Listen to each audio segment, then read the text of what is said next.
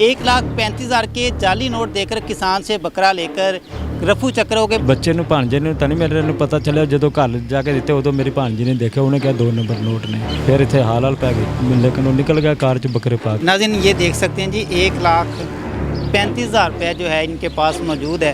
ये 5-5 हज़ार रुपये वाले नोट हैं। मैं एक अपील करना चाहूँगा भाईजान, जेड़े भी बेचो ना जिसने भी ਉਹਦਾ ਸ਼ਨਾਖਤੀ ਕਾਰਡ ਲਓ। ਅਸੀਂ ਤਾਂ ਜੋ कर बैठे लेकिन इंदा ਜਿਹੜਾ भाई भी बेचे जानवर या कोई महंगी चीज़ का सौदा करता पहले ਉਹਦਾ शनाख्ती कार्ड लवे। अस्सलाम वालेकुम, न्यूज़ अलर्ट के साथ मैं हूं आबिद इकबाल। कुर्बानी का जानवर किसान को बेचना महंगा पड़ गया। 1,35,000 के जाली नोट देकर किसान से बकरा लेकर रफू चक्कर हो गए। मेरे साथ इस वक्त जो मुतासरीन हैं वो मेरे साथ मौजूद हैं, आइए इनसे बात करते हैं। किस तरह होया ये सारा वाक़या? ये बकरे जी मेरे भांजे दे सी शफकत दे, उन्हें खरीदे सी पिछले साल 30,000 दे। फिर उन्हें पूरा साल पाले हैं। वो कार च आए ने, काले रंग की कार सी, कराची नंबर जिस तरह होंगे ना प्लेट पीले रंग की, और नंबर प्लेट दसदा ते वो फिर जाली नोट दे के ते बकरे ला गए 2। अच्छा सर, ये दसो भी जिस टाइम वो आंदे आ उन्होंने मतलब इस तो पहले भी कभी थोड़े कोले आए या फर्स्ट टाइम ही आए? नहीं फर्स्ट टाइम आए, पहले आते फिर दोबारा तो नहीं बंदा डस खांदा। अच्छा, किन्ने बकरे सी? 2। ਤੇ ਇਹ ਦੱਸੋ ਵੀ ਇਹ ਕਿੰਨੇ ਨੋਟ ਦਾ ਤੁਹਾਨੂੰ ਕਿਸ ਤਰ੍ਹਾਂ ਪਤਾ ਚੱਲਿਆ ਕਿ ਜਾਲੀ ਹੈ? ਇਹ ਨੋਟ ਬੱਚੇ ਨੂੰ ਭਾਂਜੇ ਨੂੰ ਤਾਂ ਨਹੀਂ ਮੇਰੇ ਨੂੰ ਪਤਾ ਚੱਲਿਆ, ਜਦੋਂ ਘਰ ਜਾ ਕੇ ਦਿੱਤੇ ਉਦੋਂ ਮੇਰੀ ਭਾਂਜੀ ਨੇ ਦੇਖਿਆ, ਉਹਨੇ ਕਿਹਾ 2 नंबर नोट ने। फिर ਇੱਥੇ ਹਾਲ ਪੈ ਗਈ, ਲੇਕਿਨ ਉਹ ਨਿਕਲ ਗਿਆ ਕਾਰ 'ਚ ਬੱਕਰੇ ਪਾ ਕੇ, ਉਹ ਤਾਂ ਬਾਅਦ ਨਹੀਂ ਪਤਾ ਚੱਲਿਆ। ਕਿੰਨੇ ਬੱਕਰੇ ਸੀ? 2 ਅਦਦ। ਤੇ ਉਹ ਲੈ ਤੁਸੀਂ ਕਿੰਨੇ ਦੇ ਸੀ? 30,000 ਦੇ। 30,000 ਦੇ 2 ਲੈ ਸੀ। 2 ਲੈ ਸੀ। ਤੇ ਕਿੰਨਾ ਟਾਈਮ ਉਹਨਾਂ ਨੂੰ ਤੁਸੀਂ ਇਹਦੇ ਦੇਖਭਾਲ ਕੀਤੀ? ਸਾਲ ਤੋਂ ਵੀ ਜ਼ਿਆਦਾ ਹੀ ਹੋ ਗਿਆ। 1 ਸਾਲ ਪੂਰਾ? ਸਾਲ।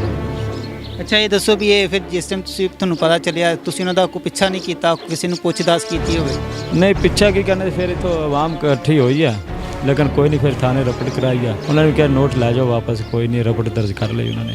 फिलहाल तक कोई पता नहीं चलिया उन्होंने। अच्छा, ये दसो भी थोड़े तो बाद या पहले भी कोई इस इलाके 'ਚ ਇਸ ਤਰ੍ਹਾਂ ਦਾ ਕੋਈ ਵਾਕਿਆ पेश आया? फिलहाल तक कोई नहीं आया, अल्लाह करे ना ही आवे। ਇਹ ਦੱਸੋ ਵੀ ਹੁਣ ਕੋਈ ਹੈਗੇ ਜਾਨਵਰ ਜਾਂ ਬਸ ਉਹੀ ਸੀਗੇ? नहीं है जानवर तो माशाल्लाह, वो मसला कोई नहीं। बाकी एक दांत पहले बेचा, हुण एक झोटी बेचने वाली है। कोई नहीं, रोज़ी रब देने वाला, कोई नहीं मसला, निज़ाम ज़िंदगी का उतार चढ़ाव चलता। नाज़रीन ये देख सकते हैं जी 1,35,000 रुपये जो है इनके पास मौजूद है।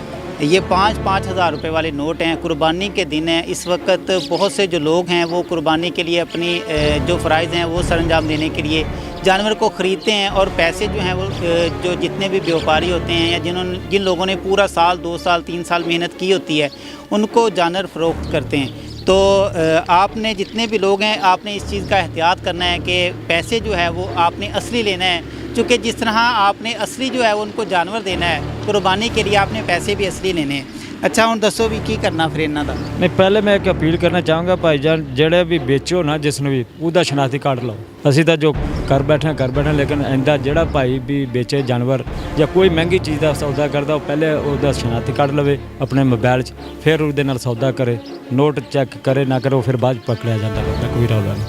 शनाख्ती कार्ड लाजमी लवे। ਸ਼ਨਾਖਤੀ ਕਾਰਡ ਲਾਜ਼ਮੀ शनाख्ती कार्ड लाजमी। ਅੱਛਾ, ਜਿਹੜੇ ਲੋਕ ਮੰਡੀਆਂ 'ਚ ਜਾਂਦੇ ਫਿਰ ਉਹਨਾਂ ਨੂੰ ਕੀ ਤਰੀਕਾ? ਵੀ ਸ਼ਨਾਖਤੀ ਕਾਰਡ ਦਾ ਮੇਰਾ ਇੱਕ ਸਾਂਢੂ ਵਪਾਰੀ ਆ, ਉਹ ਕਹਿੰਦਾ ਅਸੀਂ ਸ਼ਨਾਖਤੀ ਕਾਰਡ ਦੀ ਕਾਪੀ ਕਰ ਲਈਦੀ ਹੈ। ਹਾਂ, ਉਹਦੇ 'ਚ ਫਿਰ ਬੰਦਾ ਨਸ ਨਹੀਂ ਸਕਦਾ। ਅੱਛਾ, ਇਹ ਦੱਸੋ ਵੀ ਇਸ ਤਰ੍ਹਾਂ ਕੁਰਬਾਨੀ ਹੋ ਜਾਂਦੀ ਹੈ? ਦੇਖੋ ਜੀ, ਉਹਨਾਂ ਕਿਹੜਾ ਕੁਰਬਾਨੀ ਕਰਨ, ਉਹਨੇ ਤਾਂ ਫਰੋਖਤ ਹੀ ਕਰਨਗੇ ਮੇਰਾ ਖਿਆਲ। ਕੁਰਬਾਨੀ ਕਰ ਜਦੋਂ ਇੱਕ ਚੋਰ ਆ ਉਹਨੂੰ ਇਸ ਚੀਜ਼ ਨਾਲ ਮਤਲਬ ਕੋਈ ਨਹੀਂ। ਇਹ ਦੱਸੋ ਕਿ ਅੱਗੇ ਕੀ ਇਰਾਦਾ ਵਾ, ਅੱਗੇ ਵੀ ਮਜ਼ੀਦ ਜਿਹੜਾ ਵਾ ਉਹ ਕਰੋਗੇ? ਕਰਾਂਗੇ, ਉਹ ਤਾਂ ਜ਼ਿੰਦਗੀ ਦਾ ਹਿੱਸਾ ਜੀ। ਕਾਰੋਬਾਰ ਕਰੇ ਤੋਂ ਬਗੈਰ ਰੋਜ਼ੀ ਕਿੱਥੋਂ ਖਾਣੀ? ਬੱਚਿਆਂ ਦਾ ਮੁਸਤਕਬਲ ਉਹ ਤਾਂ ਇਹ ਤਾਂ ਚੱਲਦੇ ਹੀ ਰਹਿੰਦਾ ਜ਼ਿੰਦਗੀ ਨਾਲ। ਕੋਈ ਨਹੀਂ, ਉਹਨਾਂ ਦਾ ਆਪਣਾ ਫੇਲ ਹੈ, ਸਾਡਾ ਆਪਣਾ ਫੇਲ ਆ। ਕੀ ਖਾਹਿਸ਼ਾਤ ਸੀਗੀ ਕਿ ਇਹਨਾਂ ਨੂੰ ਸੇਲ ਕਰਕੇ ਗੇੜਾ ਵਰਨਾ ਜੀ ਕਰਨ ਦੀ? ਕੋਈ ਦੁਕਾਨ ਦਾ ਪ੍ਰੋਗਰਾਮ ਸੀ ਬੱਚੇ ਦਾ, ਲੇਕਿਨ ਹੁਣ ਫਿਲਹਾਲ डिले हो जाएगा 4 महीने। अल्लाह वारस है। कोई लास्ट उत्ते कोई पैगाम देना चाहोगे? पैगाम मैं वही देना चाहता भी शनाख्ती कार्ड लाजमी लो। बेशक जितना भी भरोसा दवे ना भी फलां चकदा, सानू कहते रहे असीं 21 टन नारदे, लेकिन 21 टन नारदे तो नहीं हो सकते। वो फराड़िया बंदा कदों अपना पता देंदा। शनाख्ती कार्ड लाजमी लो हर सूरत। अगर नहीं देना शनाख्ती कार्ड किसी होर नूं सेल कर दो, माल तुसीं अपना उसनूं ना दो। नाज़रीन भाई हमारे साथ मौजूद थे, किस तरह इनके साथ फ्रॉड किया गया। कुर्बानी का जानवर इनसे खरीदे गए, 1,35,000 रुपया, 5-5 हज़ार रुपये वाले जो नोट हैं वो इनको नकली दे गए।